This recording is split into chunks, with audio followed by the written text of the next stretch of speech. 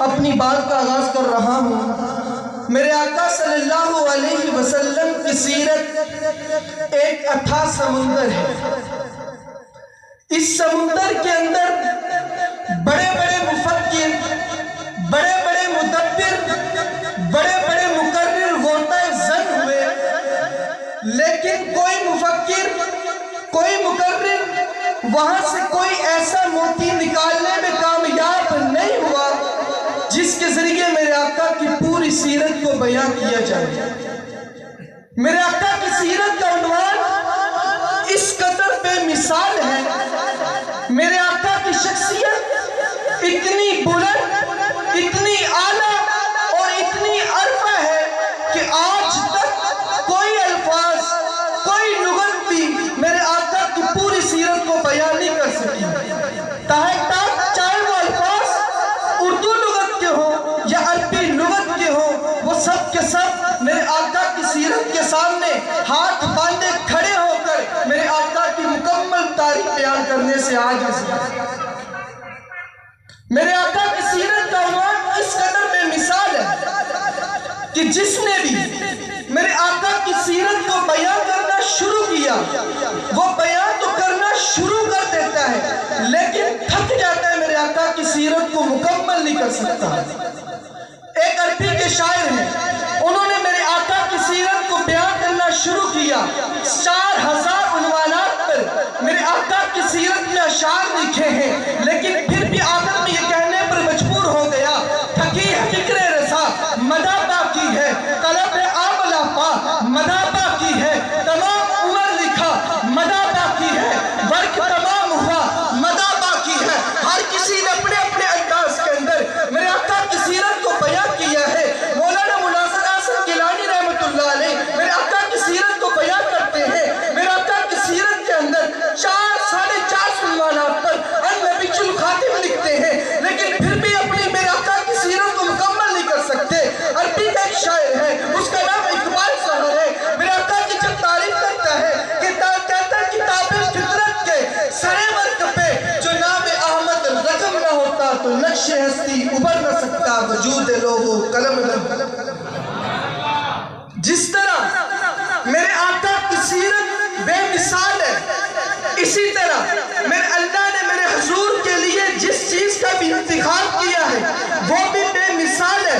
اس کا نقشہ میں آپ کے سامنے یوں رکھتا ہوں، جب اللہ رب العزت کی ذات نے میرے آقا کو اس دنیا کے اندر بھیجنا چاہا، سب سے پہلے جس زمین کا انتخاب کیا اسے عرب کی زمین کہا جاتا ہے۔ وجہ کیا ہے؟ عرب کا معنی ہے فصیح و بلیغ، میرے آقا بھی فصیح و بلیغ، عرب کے اندر علاقے اور بھی تھے لیکن مکہ کو چنا۔ وجہ کیا ہے؟ مکہ عربی زبان میں بکہ کو کہتے ہیں، بکہ کا معنی درمیانی جگہ، چونکہ مکہ بھی پوری کائنات کے درمیان میں واقع ہے، اس لیے میرے نبی کے لیے جگہ کا انتخاب یہ بھی کیا کیونکہ میرے نبی نے پوری کائنات کا نبی بننا تھا۔ میرے اللہ بتانا چاہتے ہیں کہ سب میرے آقا اس درمیان کے اندر آئیں گے، مشرق و مغرب، شمال و جنوب کے لوگ اس سورج کی برابر کرنیں حاصل کرتے رہیں گے۔ مکہ کے اندر بہت سے قبیلے تھے لیکن قریش کو چنا۔ وجہ کیا ہے؟ قریش کا معنی ایسا قبیلہ جو کبھی حرکت نہ کر سکے۔ میرے آقا کا بھی مزاج ایسا ہے جو مستقل مزاج ہے، کسی میں کسی قسم کی کوئی تبدیلی نہیں، اس لیے زمین بھی وہ چنی جو پہلے سے مستقل مزاج تھی۔ قریش کی شاخیں بہت سی تھی، بنو ہاشم، ہاشم کا معنی سب سے بڑا مہمان نواز، کیونکہ میرے آقا بھی تمام مہمان نوازوں کے سردار تھے، اس لیے قبیلہ بھی وہ چنا جو پہلے سے مہمان نوازوں کا سردار تھا۔ بنو ہاشم کے لڑکے بہت سے تھے، عبد المطلب کو چنا کیونکہ عبد المطلب کا معنی کعبے کا متولی، میرے آقا بھی ساری دنیا کا متولی بننا تھا، اس لیے زمین بھی وہ چنی جو پہلے سے، داتا بھی وہ چنا جو پہلے سے کعبے کا متولی تھا۔ عبد المطلب کے بیٹے اور بھی تھے، عبد مناف، عبد الشمس، عبد اللہ، عبد العزیٰ، نوفل، حارث، حفظہ، عباس اور ایک نام عبداللہ ہے، لیکن میرے آقا کے والد گرامی کو حضرت عبداللہ کو چنا۔ وجہ کیا ہے؟ ان کے معنی پر غور کریں گے تو آپ کو بات سمجھ میں آ جائے گی۔ عبداللہ کا معنی بت کا بندہ، عبد الحارث کا معنی کھیتی کا بندہ، عبد العزیٰ کا معنی بت کا بندہ، لیکن ایک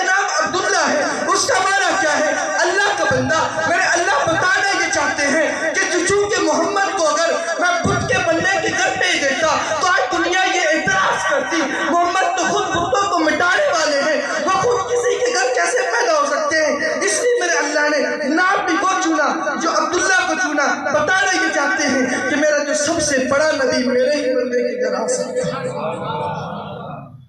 ایسا انتخاب کیا اللہ نے میرے حضور کے لیے، ایسا انتخاب کیا جس کو بھی چنا اس کے اندر مجھے میرے آقا کا عکس نظر آتا ہے۔ جس کو بھی چنا اس کے اندر مجھے میرے آقا کی تصویر نظر آتی ہے۔ آپ پوچھیں گے وہ کس طرح؟ میں آپ کو بتاتا ہوں۔ میرے آقا صداقت کا ماہر منیر ہے۔ اس کو اگر جسمانی شکل میں دیکھنا ہے، حضرت سیدنا صدیق اکبر کو دیکھ لیجئے۔ میرے آقا عدالت کا ماہر منیر ہے۔